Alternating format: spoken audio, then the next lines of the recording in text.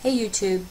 So I'm sure you've heard that Barry is sending 30,000 plus more troops into Afghanistan. So Barry's a warmonger. I will promise you this, that if we have not gotten our troops out by the time I am president, it is the first thing I will do. I will get our troops home. We will bring an end to this war. You can take that to the bank. Where are the anti-war protests, all you liberals that voted for Obama because he promised he was going to bring all the troops home? Guess what? Wake up call. He has doubled the amount of troops in the Middle East.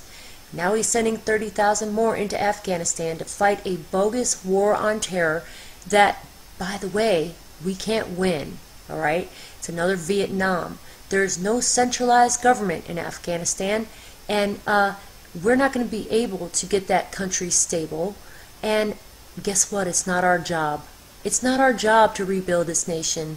And to all of you people that think that, oh, this is a war we need to finish. No, it's not. It's a war we need to get out of.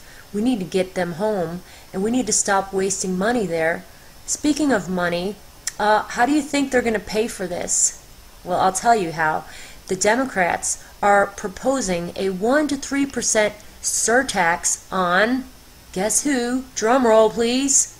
On people making $150,000 or less. So much for Barry's promise of not increasing taxes on those making $150,000 or less, right?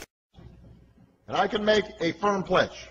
Under my plan, no family making less than $250,000 a year will see any form of tax increase. Not your income tax, not your payroll tax, not your capital gains taxes, not any of your taxes. Barry just wants to keep all of our troops busy in the Middle East instead of being here at home defending our Constitution against enemies foreign and domestic, in this case domestic from within, because there is going to be a lot of civil unrest. There are a lot of rumors, such as, you know, a civil war forming in the United States. I don't know.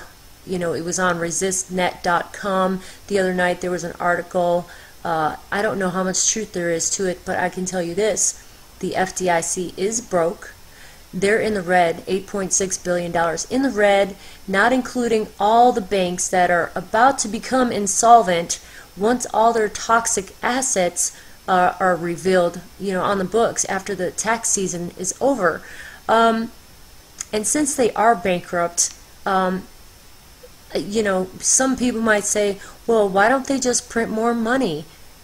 Well, I'll tell you why they can't just print more money. Well, they can, but if they do, this will cause mass hyperinflation of epic proportions. I really recommend some of you guys studying what happened to the Zimbabwe currency. I recommend you studying what happened to the German mark after World War I, after the Treaty of Versailles was signed.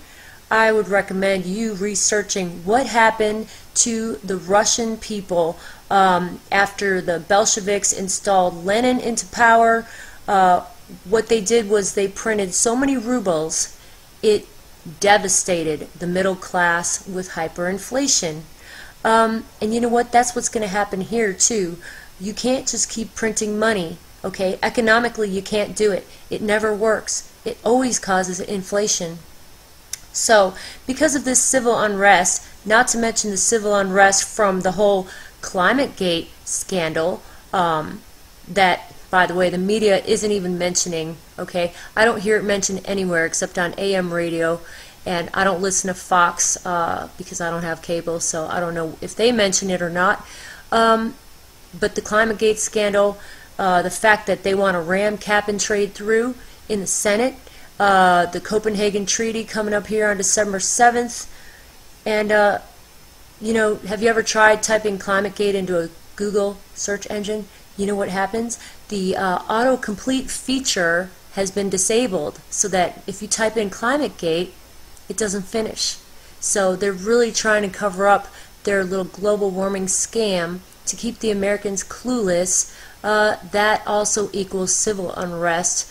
So things are brewing here, guys. I don't want to give any misinformation, but I am pretty much pissed off because I have family members that are in the military, and I don't want them to go to Afghanistan, okay?